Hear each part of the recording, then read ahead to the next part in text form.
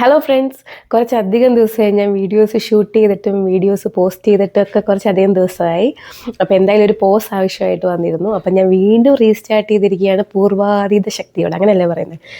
അപ്പോൾ ഇനിയും തൊട്ട് എന്നും നിങ്ങൾക്ക് എൻ്റെ വെറുപ്പീര് പ്രതീക്ഷിക്കാം. ഇന്ന് ഞാൻ ഉണ്ടാക്കാൻ പോകുന്ന ഒരു സിമ്പിൾ കുക്കീസാണ്. അപ്പം നമുക്ക് വീഡിയോയിലോട്ട് പോകാം. കമാ. ഞാനിവിടെ കുരുവില്ലാത്ത ഡേറ്റ്സ് ആണ് എടുത്തേക്കുന്നത്, ഭയങ്കര ചെറിയ ഡേറ്റ്സാണ്. ഈ ഡേറ്റ്സ് നമുക്ക് ചൂടുവെള്ളത്തിൽ കുറച്ച് നേരം സോക്ക് ചെയ്ത് വെക്കാം. ഓക്കെ, എൻ്റെ കയ്യിൽ കുറച്ച് ആൽമണ്ടിൻ്റെ ഫ്ലവർ ഉള്ളതുകൊണ്ട് ഞാൻ ഇതാണ് യൂസ് ചെയ്യുന്നത്. നിങ്ങളുടെ ഇല്ലെങ്കിൽ മൈദയോ അല്ലെങ്കിൽ ഗോതമ്പ് പൊടിയൊക്കെ യൂസ് ചെയ്യാം. ശരിക്കും എനിക്ക് അളവൊന്നും അറിയത്തില്ല, ഞാൻ ChatGPT നോക്കിയിട്ടാണ് ഈ സാധനം ഇപ്പോൾ ഉണ്ടാക്കാൻ എടുത്തേക്കുന്നത്. അപ്പോൾ അവർ പറഞ്ഞു 1.5 കപ്പ് എന്നാണ്. അപ്പോൾ 1 കപ്പ് കറക്റ്റ് 1.5 കപ്പിനുള്ള സാധനമേ ഉള്ളായിരുന്നു. സോക്ക് ചെയ്ത് വെച്ച ഡേറ്റ്സ് ഞാനൊരു പേസ്റ്റായിട്ട് അരച്ചെടുത്തിട്ടുണ്ട്. അപ്പോൾ അതിലേക്ക് ഞാൻ മെൽറ്റഡ് ബട്ടർ ആഡ് ചെയ്യുകയാണ്. നിങ്ങൾക്ക് വേണമെങ്കിൽ കോക്കനട്ട് ഓയിൽ യൂസ് ചെയ്യാം. വാനില ഫ്ലേവർ കിട്ടാൻ വേണ്ടി 2 drops ഓഫ് വാനില എക്സ്ട്രാക്ട്. അപ്പോൾ ഇനി ഞാൻ ഇതിലേക്ക് ഡ്രൈ ആയിട്ടുള്ള ഇൻഗ്രീഡിയൻസ് ആഡ് ചെയ്യാൻ പോവാണ്. ആദ്യം തന്നെ നമ്മൾ എടുത്ത് വെച്ചിരുന്ന ആൽമണ്ടിൻ്റെ ആ ഫ്ലവർ യൂസ് ചെയ്യാം. ലേശം ഉപ്പിടുന്നുണ്ട്, ആ മധുരമൊക്കെ ഒന്ന് ബാലൻസ് ആകാൻ വേണ്ടി. ലേശം ബേക്ക് ചെയ്യാൻ പോലെ, അപ്പം ബേക്കിംഗ് പൗഡർ വേണ്ടേ, അപ്പം ബേക്കിംഗ് പൗഡർ ആഡ് ചെയ്യാൻ പോകും. ആവശ്യമുണ്ടെങ്കിൽ മാത്രം പാൽ ആഡ് ചെയ്ത് കൊടുക്കാം. ഓക്കെ, ചപ്പാത്തിയൊക്കെ കുഴയ്ക്കുന്ന പോലെ നന്നായിട്ട് കുഴയ്ക്കുക. കണ്ടോ അതിൻ്റെ കൺസിസ്റ്റൻസി ഉണ്ടോ, ഇങ്ങനെ ആയിരിക്കുന്നത്. മധുരത്തിന് വേണ്ടി ഇനി ഇതിലേക്ക് ഒന്നും ആഡ് ചെയ്യേണ്ട ആവശ്യമില്ല. ഇത്രയും ഡേറ്റ്സ് ഇട്ടപ്പം തന്നെ നല്ല മധുരം കാണുമല്ലോ. ശേഷം പാലൊഴിക്കാം. ഞാനിവിടെ ആൽമണ്ടിൻ്റെ തന്നെ മിൽക്കാണ് എടുത്തേക്കുന്നത്. ഇവിടെ വേറെ പാലൊന്നും ഇല്ലതുകൊണ്ടാണ്.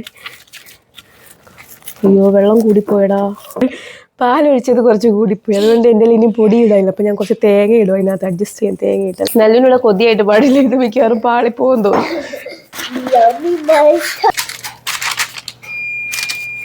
യെസ്, ഒരു ഡിസൈൻ കൊടുക്കാൻ വേണ്ടി ഞാൻ ഇങ്ങനെ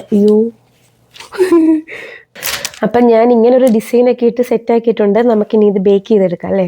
പക്ഷേ ഇതിൻ്റെ മുകളിൽ എന്തെങ്കിലും വെക്കാതെ എനിക്കൊരു സമാധാനമില്ല. എന്തെങ്കിലും വെക്കാം. ബദാം വെക്കുകയാണ്. എനിക്ക് വയ്യ, എന്നെ കൊണ്ട് ഞാൻ തോറ്റ്.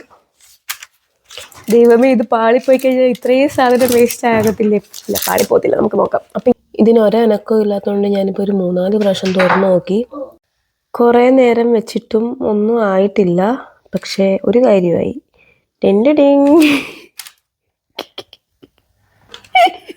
അപ്പം ഞാൻ എന്തായാലും ഒന്ന് എയർ ഫ്രൈ ചെയ്ത് നോക്കാമെന്ന് വിചാരിച്ചു. എനിക്ക് മനസ്സിലാകുന്നില്ല എവിടെയാണ് പാളിപ്പോയതെന്ന്.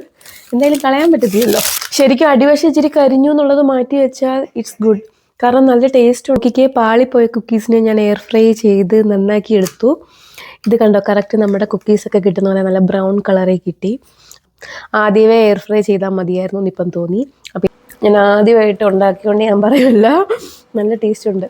അപ്പം നിങ്ങളെല്ലാവരും ട്രൈ ചെയ്ത് നോക്കുക. അപ്പം ബൈ ബൈ.